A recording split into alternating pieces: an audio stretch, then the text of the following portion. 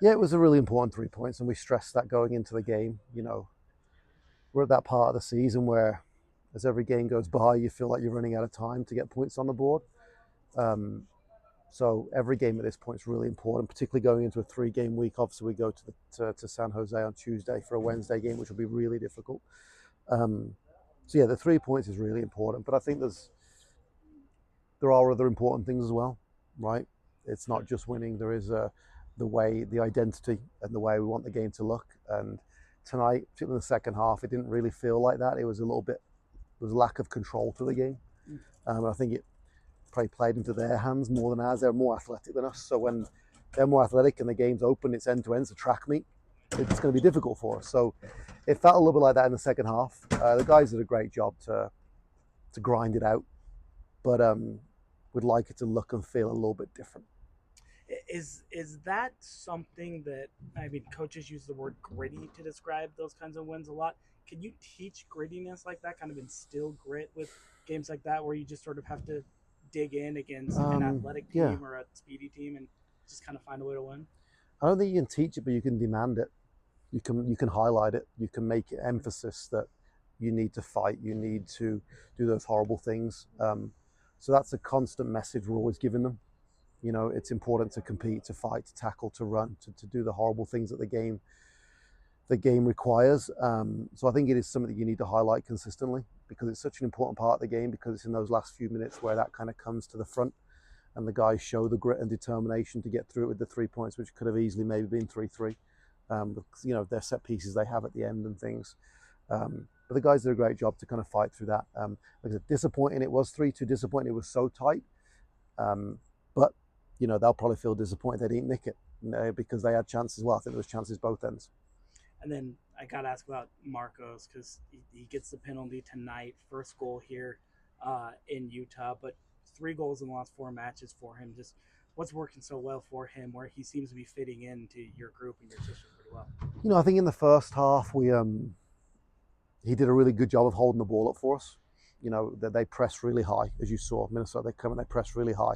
We were able to use him quite a lot, and he would look after it, and he'd find Luke or he'd find somebody, and we'd be attacking. We would kind of bypass their press. We did a really good job of that in the first half. Second half, for some reason, we didn't really get those chances. And the plan was always to bring him off on 60 with the Wednesday night in mind, just to rest him, to make sure he's available for Wednesday. But he's given us an outlet. He's a physical presence up there. He's a guy that's desperate for goals, and when he doesn't score, he's unhappy. And when he's in the box and the ball doesn't come to him, he's unhappy. He has this kind of insatiable desire to this hunger to want goals, which is a great characteristic for number 9. It sounds really obvious, but there's not many number 9s today in the modern game that have that, where they just kind of live for goals. But he's definitely one of them. So having that kind of mindset up top is a real big difference for us. For sure. Awesome. And hey, Mark, Hey. this after this game, we're in 5th place. Okay. I don't remember in the last 4 years where this deep into the season we've been in 5th place. Is there something noticeably different about this team as opposed to some of the other Monarchs teams? Yeah, it's an interesting question. Well, I can really look at last season. Maybe I think we've had this conversation in behind. I feel like last season's team had talent, but it maybe didn't have the grit, right? That we just spoke about. So I think this team has a nice balance of that. There is talent. There are match winners in there, but there's also guys that just want to go compete and fight and battle. I don't think we had enough of that last season. So that itself will, like tonight, maybe last season probably finishes 3-3, right? Where tonight we get the 3-2 win. So I think those things add up over the course of the season for, an extra point here, an extra 3 points there, which puts you obviously higher up the table with more points. So I think there's probably a better balance to the group this year than last season, even though I thought last season's team was a lot of talent, but maybe not the desire, right, or the grit or determination that this group currently has. So I think that's probably the difference in the last 2 seasons. Prior to that, I think, the Monarchs were going through a transition phase. I think the club was going through a big transition phase the previous probably 3-4 years, right, when you look at ownership and things, which does have a knock-on effect. The identity of the club and the identity of the team, no one knows what it is. They played a lot of really young players without really kind of any pathway or understanding of what that means. But I think now we have a good job. We do play young players, but there's a little mix, right, a little bit more experience, where there's college boys that come in, which give that kind of grit. And the young players have the quality. So I think we have a nice balance this season. Speaking of those college guys with the grit, about Ruben. Started a lot this season at left back to start off. Mhm. He's got 3 goals and 4 assists, a lot of production from that position.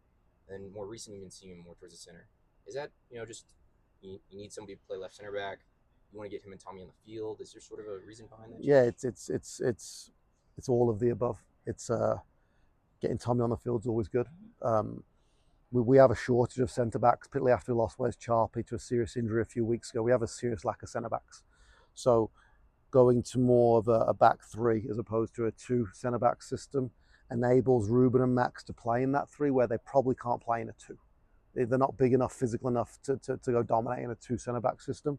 So going to a 3 centre back system allows them to play there. It gets Tommy on the field. It makes us a little bit more difficult to break down. I don't like losing Ruben's production in the final third because he's probably the best crossable ball we have in the team as well. But you saw tonight he found times to get forward. He's still kind of offering that, and it gives us a nice opportunity whether we want to take Tommy off, move Ruben higher up the field. So that we have options there that allow us to be flexible and get players on particularly this part of the season where obviously points and wins become more important. Having all those guys in the field is really important to us.